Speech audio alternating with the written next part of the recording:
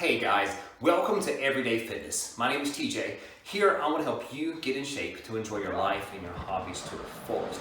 That means I want you to play as long as possible and not have to stop because you're out of shape.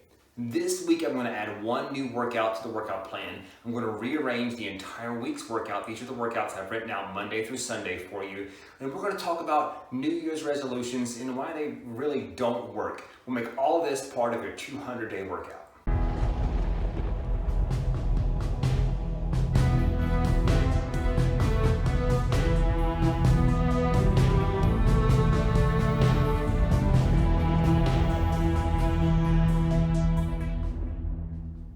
Week 15. Welcome back, guys. Thanks for watching.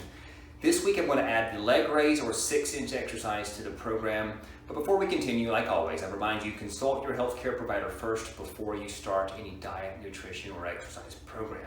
I'm going to change the program entirely this week. We're going to simplify all the exercises. Instead of doing 10 to 15 different exercises in a day, we're going to shrink it down. We're going to focus on some basics, do a lot more higher rep exercises instead of trying to scatter them out throughout different exercises. There's a purpose for that, but for this week, we're just going to simplify it.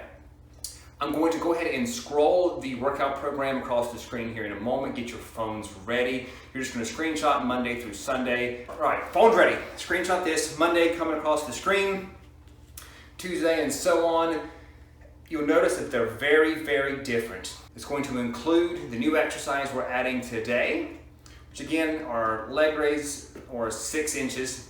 As I always say, these are nothing that you need a gym to do. It's easy to follow steps. A mat helps, but of course the pull-up bar that I always mention will be in the description. Follow over to Amazon and get one of those for yourself. All right, 6 inches. I like to do these with a base underneath my tailbone. I'll put my hands like this and put each little butt bone on my hands.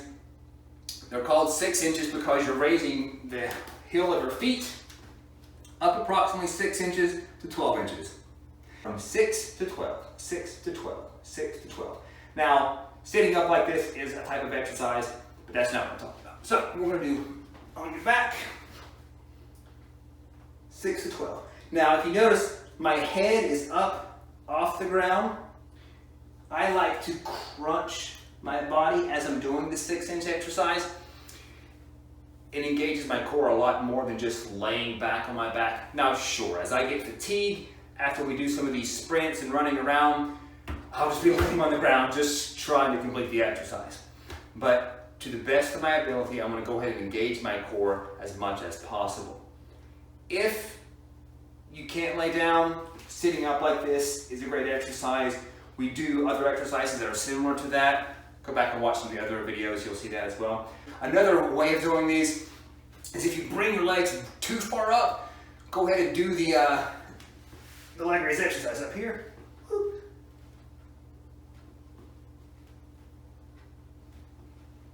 One thing about the 6-inch exercise, it works your six-pack. You'll really feel its center core, or at least I do. A lot of people like to focus that exercise and try to make it a lower core exercise. It really does work your lower abdominal muscles.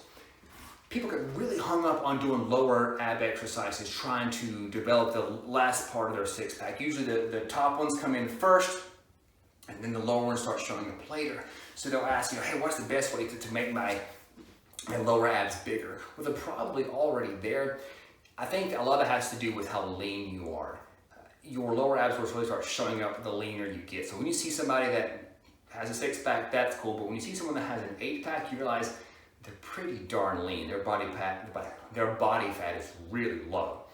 So if you're looking for that lower ab stuff, sure, 6 inches is great. But also look at the other aspects of your nutrition and your fitness. Perhaps diet is one way to help achieve that.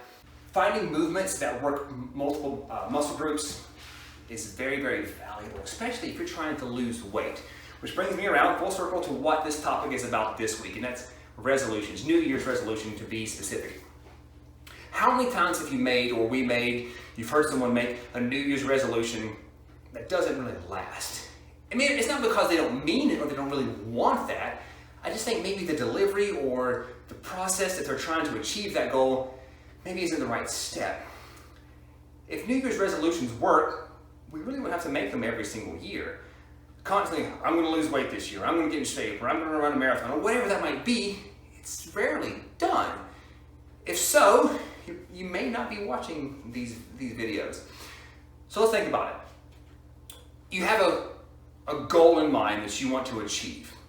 I think your goals should be astronomical. Shoot for the stars, all that good stuff, be an astronaut, whatever. But if that's all that I focus on, it seems like I'm having to take this ginormous project and just conquer it at one time. So the cliche, how do you eat an elephant? One bite at a time. You don't have to see the whole flight of stairs, you just have to see the next step. Whatever.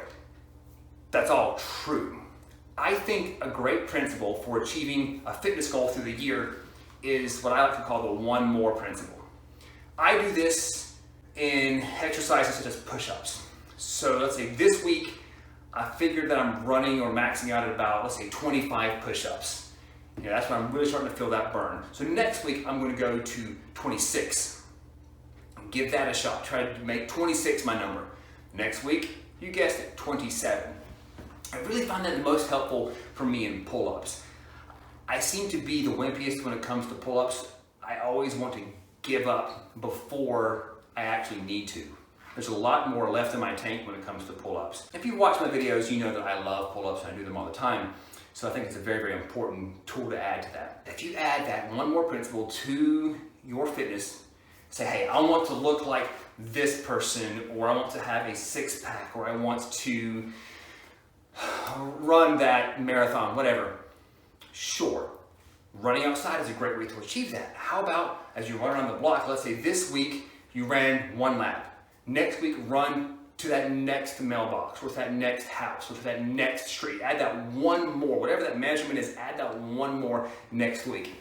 That is all I have for this week. You guys are fantastic. I want to remind you, I'm on Facebook, Instagram, and YouTube. Subscribe. Subscription is free. It is the best way to make sure you don't miss a video. Again, I put out videos weekly for the 200-day workout, but other than that, on Facebook and Instagram, I also put out videos, maybe a new exercise that I've created, or a new nutrition plan or supplement, something else that's not necessarily part of the 200-day workout. I'm putting out tips all the time. So subscribe to those things. On this side of the screen is the playlist for the 200-day workout. Go back, start at week 1 and 2. That will describe or explain the exercises, the core exercises we're doing for this program. Explain, if I can't do a push-up, what do I do? If you can't do a pull-up, what do you do? Follow this link over here on this side. Subscribe, click this button over here, my little symbols on this side, click that, it'll help you subscribe to this channel. You guys are awesome, thanks for watching, keep it up.